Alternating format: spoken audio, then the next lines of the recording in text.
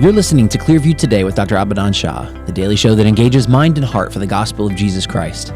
I'm Ryan Hill. I'm John Galantis. And you can find us online at clearviewtodayshow.com.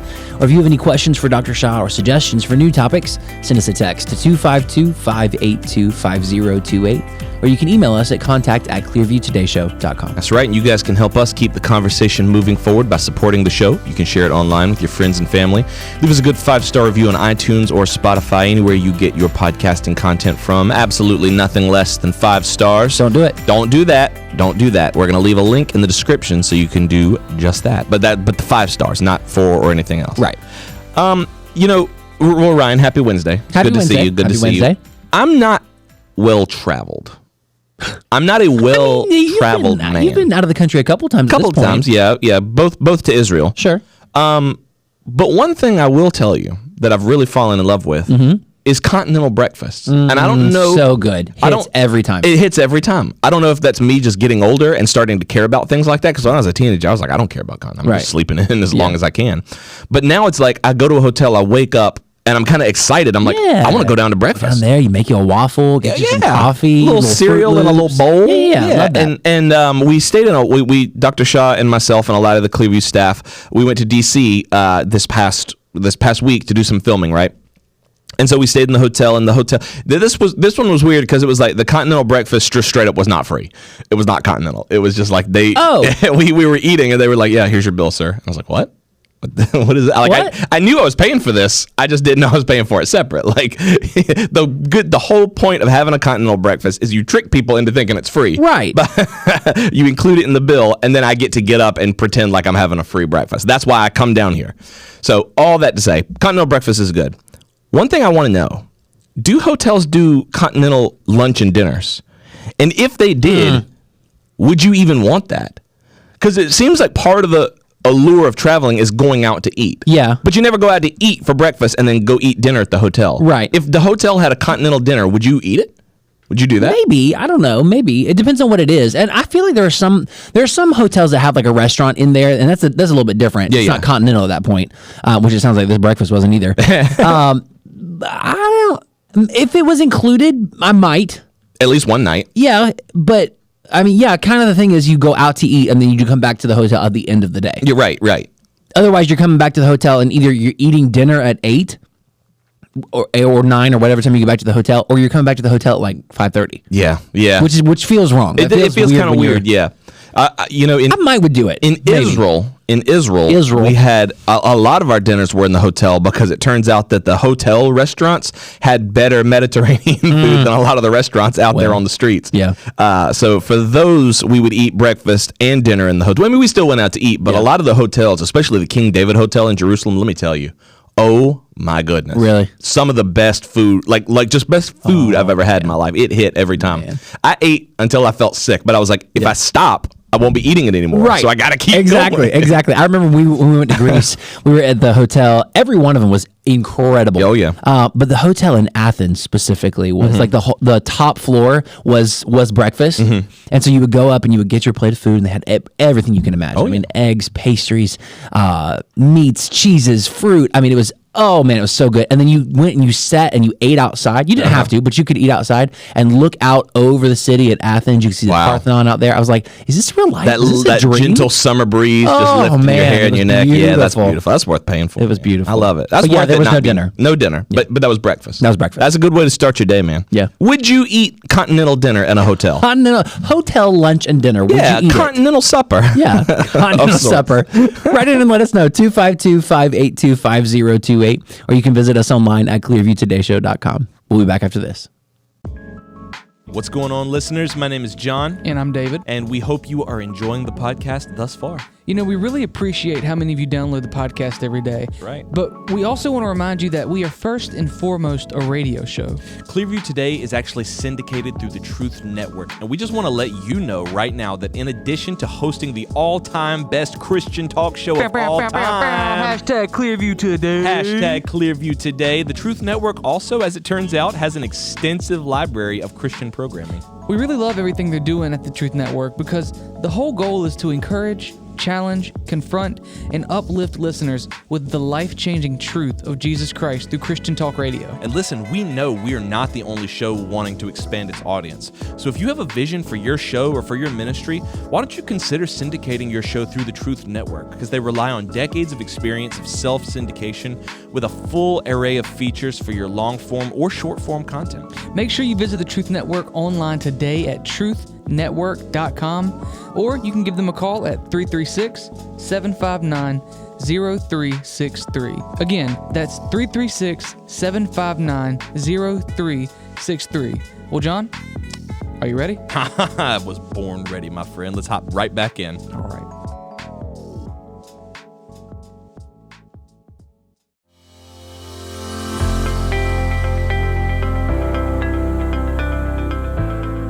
Welcome back to Clearview Today with Dr. Abadan Shah, the daily show that engages mind and heart for the gospel of Jesus Christ. You can visit us online at clearviewtodayshow.com, or if you have any questions or suggestions for new topics, send us a text at 252-582-5028. That's right, and we're here once again in the Clearview Today studio with Dr. Abadan Shah, who is a PhD in New Testament textual criticism, professor at Carolina University, author, full-time pastor, and the host of today's show, Dr. Shah Continental Breakfasts. Okay. We all love them. Yes, I do. It's all part of the hotel-going experience. Yes. When we go out, when we travel, going out to eat for supper and or dinner is a big thing. Right. Would you ever, I don't even know if hotels do continental dinners, but would you do it, or do you feel like that defeats the purpose of traveling? No. You would do a continental dinner at the hotel? Yes. You've done it with me, right? Like the only place I can think of is Israel, where Yes. they had it in the hotel. That's what we were right. talking about, where we were staying overseas and meals were like included in the hotel stay. Yeah. In that case, There's some places they were not included. yeah. But they were so good. There was like, if we go outside, we're gonna get second class food. Yeah. We can stay here in a 4 to 5 star hotel, and they have this massive dining area with Asian food, Middle Eastern food, Mediterranean food, American food. I mean, I'm staying. So it just always Yeah. depends on the hotel. Yeah.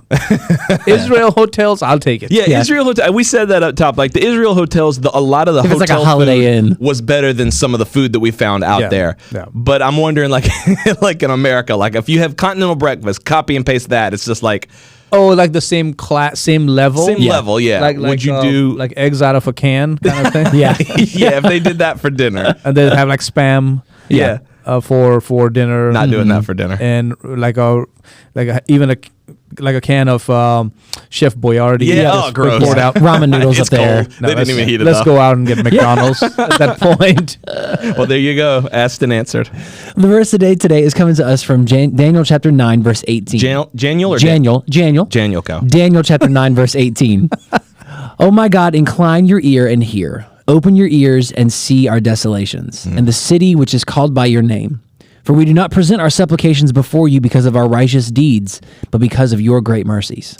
Feels like we're living that right now, doesn't it? Lord, just see what our country's coming to, see what our land is coming to, and hear Yeah. us. Man. I love that ending too. We do not present our supplications before you because of our righteous deeds, but because of your great mercies. God in his mercy allows us to come to him and bring our concerns and That's right. desires before That's him. right. It's because of his nature of grace and mercy towards us that we can come to him, not because we earned the right or it's a right. We heard a lot of that at the presidential debate a few nights back. You know, it's not your privilege, it's your right. Right. Like, okay, whatever. Yeah. Right. That's unfortunately the language that our society has taken on, and that's starting to seep into the church. You know, we talked about this yesterday. We talked about how worship and maybe worship isn't even the right word, but the presentation at a yeah. church that we looked at, it actually, believe it or not, a lot of people wrote in. Yeah. With responses. That's and right. a lot of people had a lot of feelings on it. I'm going to pick our favorite one. You want to just do one more for old time's sake, Ryan? You want to just hang on? Hit it with the mail. Why don't you lead the mail time? All right, I'll lead mail time. I'm I'll a back you up. You blues lead the kid. mail time.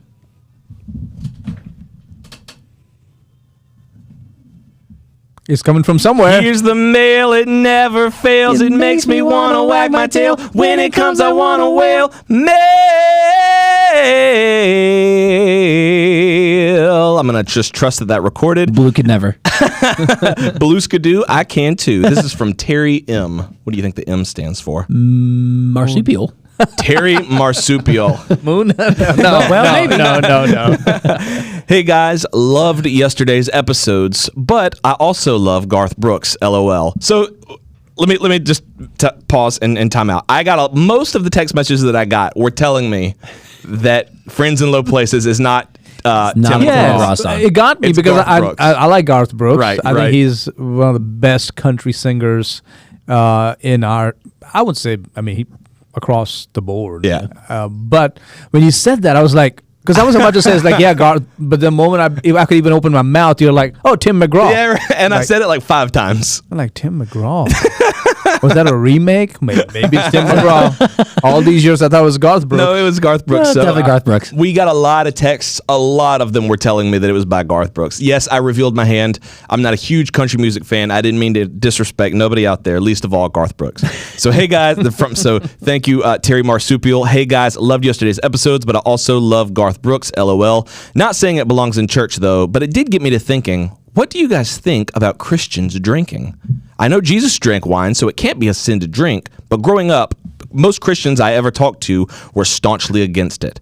Is it a sin to drink alcohol? Thanks, Terry Marsupial. How do you know Jesus drank wine? Oh, I guess they're talking about the cup of the new wine, you know, where he's celebrating the Passover, and they're taking that to mean, well, he was just drank, and plus he hung out with tax collectors and prostitutes, so he was just drinking away because he was accused of being a wine bibber or a glutton. or they'll say like he changed water into wine so he wouldn't lead people to sin. That's right. Yeah. I disagree with that. I don't think that's really what is happening here. I think he was doing more in line with Old Testament prophecies about the coming of Jesus Christ, that when he would come, the Messiah would come, it would be a celebration. And the best way they could describe the celebration is how when people are drunk with wine, I mean, it's a party. Right. Yeah. He said that's what it's going to be when the Messiah comes. So when he does these miracles, or he talks about the wine, it's more in that context rather than, hey guys, just to let you know, the Bible allows you to drink. I don't think it has anything to do with that. Yeah. You know, you get a lot of these questions where it's like, can I drink? You know, Yeah. is is it okay if I do this? How far can I go? Because I know being drunk is a sin. Most people would say, like, if you just get blackout plastered or whatever, you're falling out in the street, that's a sin. You don't want to do that. But how far can I toe the line, Pastor? How far am I allowed to do it? Because I know I got to be allowed to do it. Right. I'd say you're not allowed to do it at all. Yeah. You say why? Because in the Old Testament, the priests and the Levites were not allowed to drink. Okay? That was... common people could drink. The priests and the Levites were not allowed to drink. Like forbidden. Forbidden to drink because you're supposed to be sober. You're supposed to know where your people are. And if you are drunk, and it even talks about that, you cannot discern. Your sense of discernment becomes dull, and you're not able to minister to people. Right. Now, in the New Testament, we're no longer waiting for the Levites and the priests from the temple. Right. We are a kingdom of priests and a holy nation. We are the ones who are the Levites and the priests. So guess what? Right. We don't drink. That's right. And the Bible even talks about do not be drunk with wine, which is dissipation, but be filled with the Holy Spirit. So don't be drunk with wine. So rather than lowering the standard, God has actually raised the standards. He's raised the of standards holiness for through believers Christ. Right. in the New Testament for That's the a good church. point. The standard is higher. So for us to lower the standard because in the Old Testament there were references to drinking, or Jesus turned water into wine, or Paul tells Timothy, take a little bit of it for your stomach. You're taking that to give yourselves license to drink. It's not only hermeneutically an error, but also theologically it goes against who we are called to be. Right. I've been at weddings for so many times. I mean, I've done so many weddings, and people come talk to me after the wedding. And if it's a wedding where there's a bar or whatever, people will come talk to me, and they're like super friendly. I mean, just all over. I love the message. and like, so where is the church? They're going on and on. And once I know they're drinking, I'll talk to them, but it's no longer... It's not the same. Who am I talking to? Yeah, Who am I talking There's to? not a real conversation to be had. Right. Yeah, because this person tomorrow may not even talk to me. Right. But today, all their inhibitions are gone. The fear is lower. That's why people drink. That's how they have a good time. Is wine tends to bring down those insecurities, and it gives a sense of false confidence. Like, look, I'm here, 10 feet tall and bulletproof. Travis Tritt, right? Yeah, sounds I think like so, it. yeah. Yeah, 10 feet tall. I'm not gonna deign to Not Tim comment. McGraw. No. Not Tim McGraw. It might have been Garth Brooks, that one. I don't know. No, it's Travis Tritt. But that's not the real you. Right.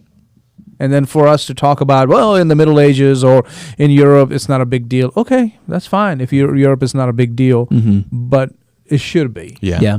It should be. I feel like anytime you adopt this mindset of how close can I get to this without actually sinning, Yeah. I feel like that's even a problematic stance to take. I feel like we just don't do it with many other things. Like, we don't do this with pornography. We don't do this with lying or adultery. We don't see, like, how close can I get? But I'm still allowed to. I just can't go all the way. You know what I mean? I feel like we know, even though we do those things, we acknowledge that's a sin and I shouldn't do it. But we don't fight for our right, like you said. Right. We don't fight for our right to be able to do it as Christians. Yeah. And why this? Why drinking of all things? Yeah, it's part of the American culture because of Europe. That's kind of seeped in here for the centuries, and the prohibition and all that, the era where alcohol was not allowed, and so people had those speakeasies and they would hide and do these things. And then, of course, on the Appalachian Trail, you had all the moonshiners running alcohol back and forth and all that. So it's like a sense of bravado. I get to do this, and this is my birthright. And so it's become kind of this unhealthy part of our American culture. And I don't think it's necessary. Yeah.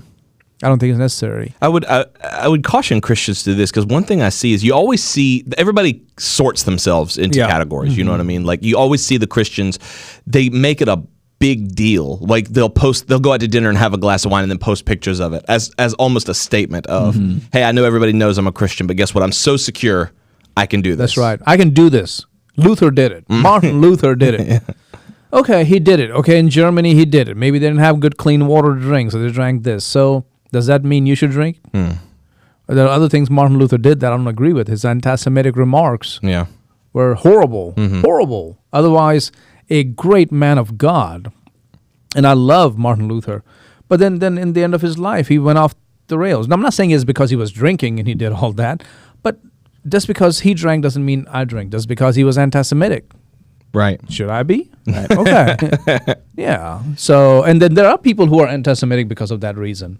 I don't care for that. It's funny because we were talking about this a little bit before we started recording. We were looking at scripture, especially from Proverbs. I know it's all through like Proverbs 31 and stuff like that. But even if you find any reference to drinking in the Old Testament, is any of it positive? Does the Bible ever spin drinking in a positive light? Well, it talks about the Messiah coming and wine will flow freely. Right. But it's more metaphorical. It's not wine in the sense of people just be drinking away, being wasted, or even having a good party drink. I think it was more meant for a celebration. Right. It was to depict celebration. Like the spirit of life and partying and celebration is there. God's word was written so that common people would understand. So, of course, the Levites and the priests don't drink, but they will celebrate. They will rejoice because they understand. Well, how do you communicate to the average person among the tribes of Israel that this is what's going to happen when the Messiah comes? Well, it'll be like a celebration, like your party that you had. But this is going to be without the drink. Yeah. It's because the Savior of the world has come. Right. Yeah. I loved, you preached a message on that. It's been a couple years ago now, but it was in the series through the different signs of Jesus in turning the water into wine. And it was all about how, it was meant to point their attention to Jesus as the source of our joy instead of just Jesus signing off the permission slip on drinking. And that was so helpful. I feel like it was so helpful in understanding, this often misinterpreted miracle of Jesus. There's something much deeper happening. Yeah. Yeah. The wine, the purification pots. I mean, it was not just any old pot that he commanded to be filled with water, and then he turned it into wine and then taken to the master of the ceremonies. Now, these were the purification pots. Means the old system of washing and purifying and sacrificial offerings and all that is done. Now the new wine has come, which is better than the old. Yeah. You remember the master of the ceremonies even says that. He said, typically you give the best wine first. And then once everybody's so gone, faded, then you serve bring the the cheap bad stuff. one. Yeah. He said, you're bringing the good one later. Of course, that's about Jesus. Right. The law came first, but grace and peace came through Jesus Christ. So the good one came later. So that's what's happening here, but we have sort of taken that to, can I have my Sam Adams? Exactly. You know, this has nothing at all to do with drinking, but one of the cool things that we were able to do is actually go to that site where Jesus turned the water into wine in Cana and visit that chapel where it's believed that he did that. Yeah, but I we did. remember we filmed an episode there, or not an episode, but we filmed like a Bible study there. In the little alley. In the alley, yep. It was because it was dark. It was getting to be nighttime, and it was funny because that was the very first sign he did, but it was one of the last ones that we had the chance to film. Yeah, it was so late it was in the evening. we were losing light. We were like, we got to get somewhere where we can get some light, and we did it in that little alley. But it was really cool to be able to stand there and know that Jesus himself actually did this miracle or this sign. I guess I would say somewhere here. That was one of the highlights of that trip for me. One of the things that a lot of people don't understand, having grown up overseas in India and then coming here, I've been able to witness the tragedies that come from drinking. And I shared a story, I think maybe a year ago, or maybe in a previous radio show, of how this one family that came to our church, where the husband grew up in a Christian home and the wife did not. She was a Hindu. But they fell in love, they got married, and she converted. How much did she really understand or not, we don't know, but she converted, became a Christian, and came to church. They were members of our church. They had 2 sons. And this gentleman had a problem with drinking. When he was not drinking, great guy. Wasn't as regular in church, but a great guy. His wife, who was a Hindu convert, actually came to church more often than he did. Really? Wow. Yeah. Huh. And then when on the weekends, he would start drinking Friday evening. And then by 8, 9, 10 o'clock at night, it would be a show. Wow. The whole neighborhood would get that show. Like out in the yard? Out in the yard, In the street? screaming, shouting, and sadly beating his wife. Wow. And all that kind of stuff would go on. And, nobody calls the police over there for drinking stuff unless you're damaging somebody else. So he would do the show. People would sit out on their front porches and watch the show. Did he live near you? He lived not close enough for us to see, but it was literally 5 minutes walk. Wow. Oh, wow. Maybe 10 minutes walk. Like just around the corner. Just around the corner. Yeah. 10 minutes walk. And I I had the unfortunate privilege to witness it one time. Really? Oh. And he was on his like a balcony. It was like a second story house. It was under his balcony, and he was standing there cussing everybody out. Wow. Cussing everybody out. Wow. You were a little kid? I was probably 8 or 9 years of age. Yeah. And I remember watching that. I'm like, this is a Christian family. His wife is a Hindu convert. And yet, what do you think is going through her head? Right. Yeah. And she would come to my dad crying, and my dad would pray with her. I mean, she was a well-educated nurse. Yeah. Yeah. And he was, other than that, he was a great guy until he drank.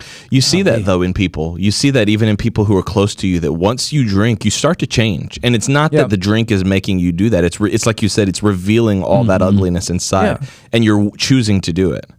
A lot of abuses happen because of drinking. Yeah. No one wants to talk about that. Yeah. All we see are the commercials where people are living the life, having a great time with friends, and just, man, this is the best life. Nobody talks about that father abusing his own daughter. Right. Or grandfather doing that. Or a couple I mean, it's terrible, ugly, sinful, demonic, evil, hellish. And yet people say, oh, it's not a big deal. It's not a big deal. It's not for you. We get it. But and then all the accidents that happen. Oh, yeah. Yeah. How many funerals I've done? I can tell you at least 4 or 5 where the death was because of alcohol. So what do you do when you see that? It's like, well, we just need to be responsible. How about I give you a better suggestion, which is if this is going to get a weaker brother to sin, let me not do it. Yeah. Right. It's a weird thing that we've adopted. And maybe, like you said, it is part of our American culture. Maybe it's ingrained in who we are, but it's a weird thing where it's like, I know I'm drinking poison. I know I'm putting poison into my mind. It's putting poison into my body, my soul, but I'm going to keep doing it because I feel like I can have just enough to not kill me, to not cause problems. And even when it does start to bring problems into my marriage, my spiritual life, my relationships with all the people that I love, I'm just going to keep doing it because at this point I can't stop. Right. And I fought for this because I'm allowed to. Yeah. What is very interesting that's coming out, I don't know what the motivation is. I don't trust liberal media. I don't care even if the story sounds very, like in our favor. Even then, I'm not sure what to do with them. Right. But even National Geographic magazine, National Geographic Health, just had an article or had a whole section on alcohol in your body. And they said that new research shows greater harm in even moderate drinking. Women are more at risk. Older people get a buzz faster and don't take a nip before bed, plus cancer. This roundup isn't all bad news with happy findings on the body's resilience and new alcohol alternatives. Here's what you need to know. So when I click on that, here's what happens. You have to subscribe to it. Yeah, of course. Of course you do. Want to read more? Yeah. Buy our magazine. Buy the magazine, and then we'll give you a guilt-free ticket to drink. You've got a golden ticket. You've got a golden chance to make your day. Yeah. So no, the article, the whole section is really against drinking. Right. But you have to buy it. But I hope you get the idea. Yeah. What I'm trying to communicate is that even secular world is saying this may not be as good as we made it out to be. Yeah. True. It's harmful. It doesn't do you any favors. Yeah. Yeah, there's no good. Other than the only positive that I can think of is I'll have a good time. Yeah. But that's the only positive. Right. There's a laundry list of negatives, a laundry list of cons, but you know what? It's worth it if it will just help me have a good time. It's like, can you just learn to be a fun, fulfilled person without it? No, I don't want to do that. I don't want to do that. I'm not interested in doing that. No, I'd rather just let that take care of it for me.